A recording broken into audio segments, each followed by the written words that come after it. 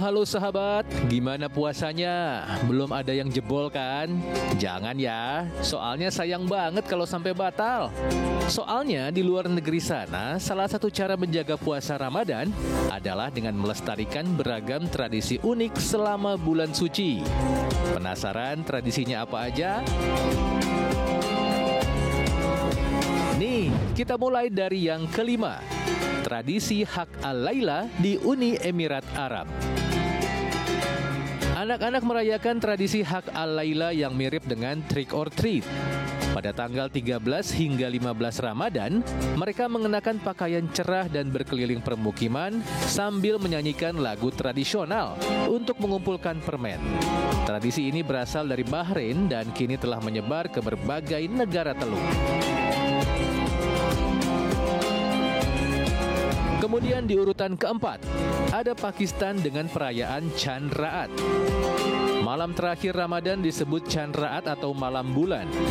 Malam ini dipenuhi dengan perayaan di mana keluarga saling berbagi makanan manis dan kaum wanita memenuhi pasar untuk membeli perhiasan serta menghias tangan mereka dengan henna sebagai persiapan menyambut Idul Fitri.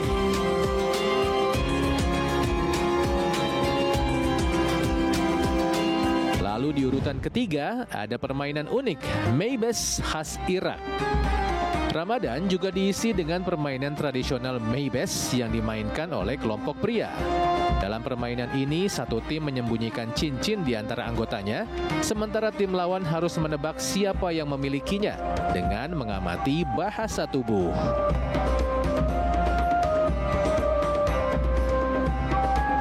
Selanjutnya di urutan kedua ada tradisi Midfa al-Iftar di Lebanon. Ini adalah tradisi penembakan meriam sebagai tanda waktu berbuka puasa. Konon tradisi ini bermula di Mesir lebih dari 200 tahun lalu ketika seorang penguasa Utsmani secara tidak sengaja menembakkan meriam saat matahari terbenam. Suaranya disalahartikan sebagai tanda berbuka puasa. Dan sejak itu, kebiasaan ini menyebar di berbagai negara Timur Tengah.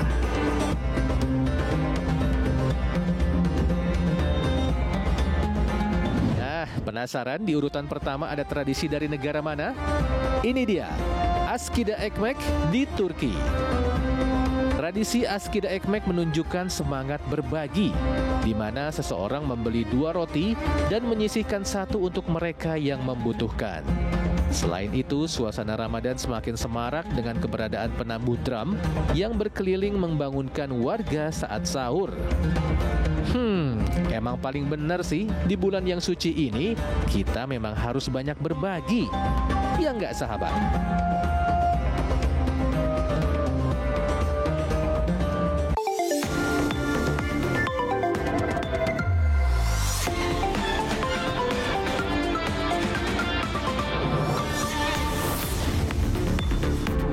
Halo Selamat TV, berjumpa lagi di Lensa Indonesia Malam. Kali ini bersama saya Pramadika Samudra dan saya Ezra Hadianto. Nah, ini sebelum menutup hari, ada baiknya simak dulu Lensa Indonesia Malam untuk menambah pengetahuan selama seharian ini ya, Ezra. Betul. Tadi sudah dibuka dengan tradisi-tradisi yang unik di mancanegara ya, menyambut bulan Ramadan. Unik banget, ada yang pakai meriam tuh buat tanda buka puasa. Biasanya pakai beduk kan? Ya, ada meriam yang berbagi-bagi makanan gitu ya, seru-seru ya. Tapi kalau ngomong-ngomong soal makanan nih, Ezra, ini masuk ke informasi pertama nih, Ezra. Asik.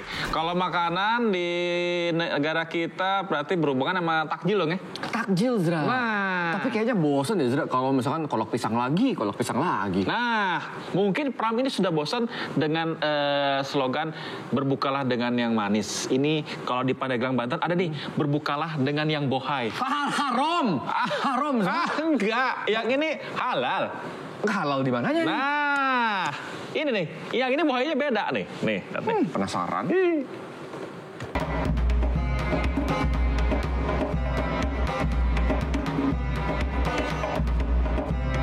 Sahabat tahu dong camilan satu ini? Yap, kue apem. Nah, bicara soal kue apem, tiap daerah di Nusantara ini punya jenis kue apem yang berbeda-beda loh.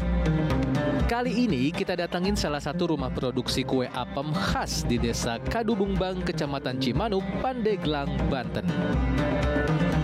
Kue yang cara masaknya dikukus ini cocok banget loh buat hidangan berbuka puasa. Begini nih cara bikinnya. Adonan tepung beras dan tape singkong didiamkan selama 1 malam. Kemudian dituangkan ke dalam cetakan dan dikukus di atas tungku api selama 10 menit. Setelah matang, angkat adonan dari tungku, lalu tiriskan dan dikupas dari cetakannya. Apem khas Pandeglang ini warnanya putih cerah dengan tekstur lembut beraroma tape. Tapi jangan salah, popularitasnya udah sampai ke berbagai kota loh. Dari luar kota kebanyakan ya, dari luar kota Pandeglang termasuknya ya. Daerah Serang, Cirebon, terus Tangerang, Bogor, bahkan Sukabumi, sampai Jakarta udah. Terus rasanya gimana? Jangan ditanya. Dengerin nih kata salah satu pembeli setianya. Enak gitu ya. Terus gimana? Kualitasnya gimana tuh? Lembut. Kualitasnya. Kalau saya kan sering juga beli di ini ya, di Pinggir jalan? Pinggir jalan Makurang. Kemarin juga sempat beli di tempat yang lain agak kasar. Kalau di sini saya sudah mencobanya sering, jadi memang tidak gagal kalau hujan. Makanya mendingan kesini aja. Berarti Untuk 10 buah kue apem di sini dijual Rp12.000 aja. Sementara gula merah cairnya dijual terpisah ya, dengan harga Rp3.000 per bungkusnya. Cobain yuk sahabat. Dari Pandeglang, Banten, Herbert Marbun, RTV.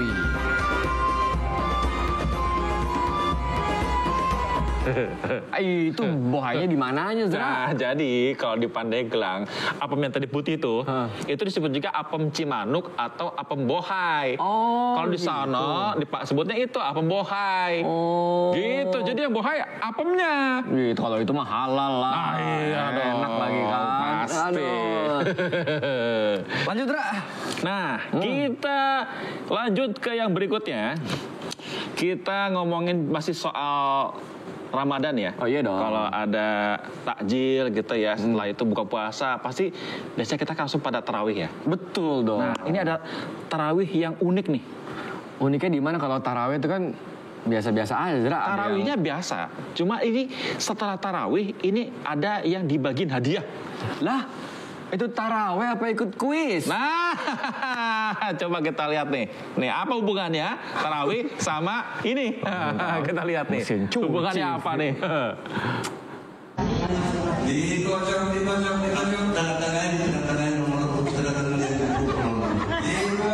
Berlomba-lomba sholat tarawih demi mendapatkan pahala berlipat ganda sih udah pasti niat semua muslim ya. Tapi selesai tarawih dapat undian TV sih kayaknya cuma ada di Kabupaten Maros, Sulawesi Selatan nih. Ya, salah satu masjid di Desa Marumpa, Kecamatan Marusu, Kabupaten Maros kembali mengadakan tradisi tarawih berhadiah. Setelah tahun lalu viral dengan hadiah umroh setiap malam, nah di Ramadan tahun ini hadiahnya beda nih sahabat. Bismillahirrahmanirrahim. Dan namanya adalah Selain TV dan umroh, ada hadiah mesin cuci juga loh. Ya, semua hadiah tersebut berasal dari pemilik masjid yang juga mempunyai usaha travel umroh. Warganet pun berlomba-lomba kepoin di mana persisnya letak masjid tersebut. Ada yang minta Sherlock segala lagi. Yang lainnya malah langsung siap-siap tancap gas. Ya, sebagai motivasi sih sah-sah aja ya sahabat, selama nggak melupakan niatan ibadahnya. Alhamdulillah, semoga berkah.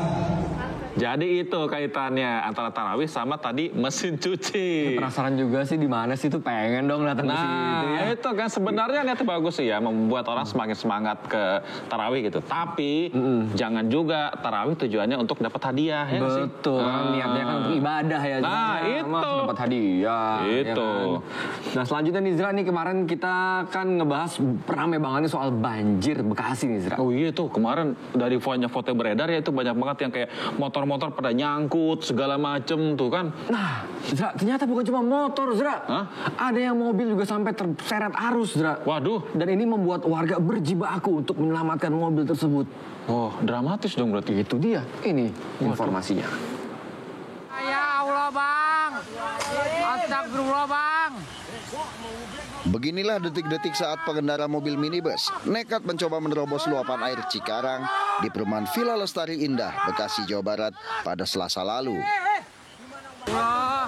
Tapi derasnya aliran sungai membuat mobil terseret dan masuk ke dalam sungai.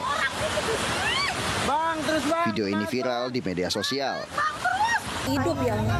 Beruntung pengemudi berhasil keluar dari kendaraan dan diselamatkan oleh warga. Alhamdulillah. Pengemudi mobil nahas ini pun langsung dilarikan ke rumah sakit terdekat. Melihat mobil masih ada di dalam sungai, warga pun tak tinggal diam.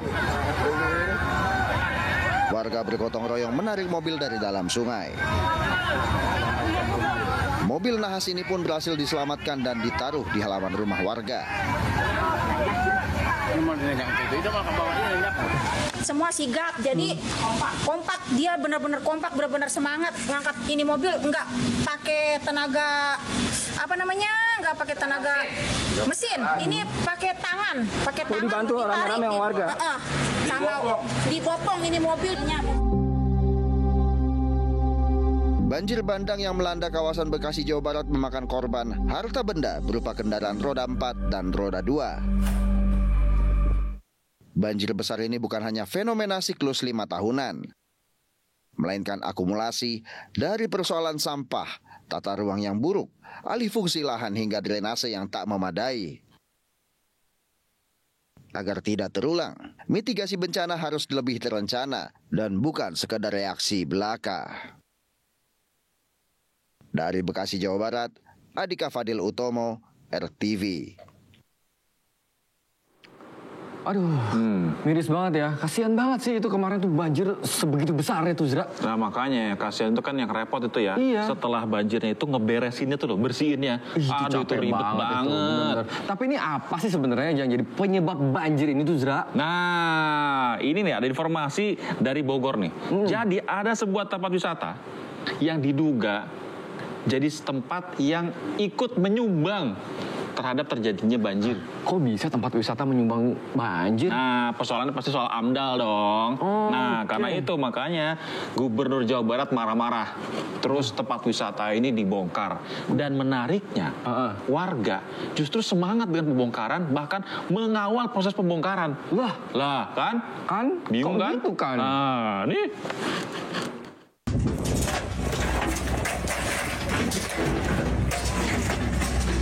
Bongkar, bongkar, dan bongkar. Semuanya harus dibongkar tanpa tersisa.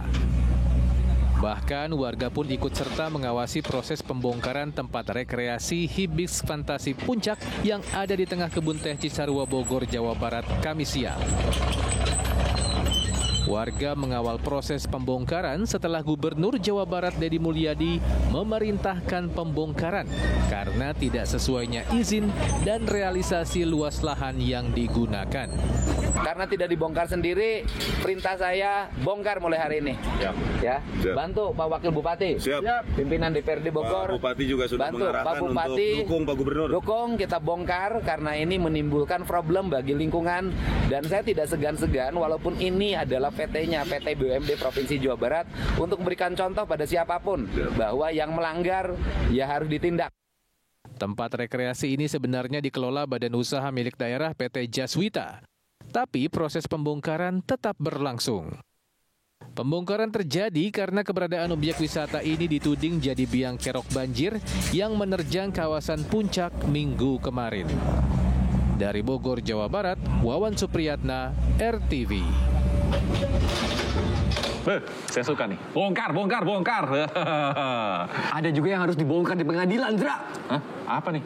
Yaitu adalah kasus yang menyeret Tom Lembong. Wih, ini emang jadi fenomenal banget di kasus ini ya. Bahkan, nih yang makin rame lagi nih, ada pada saat sidang, hadirlah Pak Anies Baswedan. Nah, jadi pada sidang tadi itu pembacaan dakwaan ya. Nah, itu juga ternyata ada nota keberatan yang yang juga dibacakan oleh penasihat hukum dari Thomas Lembong. Nah, kita lihat seperti apa nota keberatannya.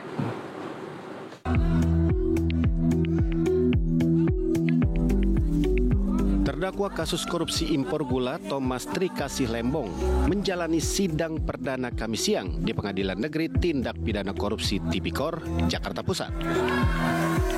Namun ada yang menyita perhatian publik dan media di sidang perdana Thomas Lembong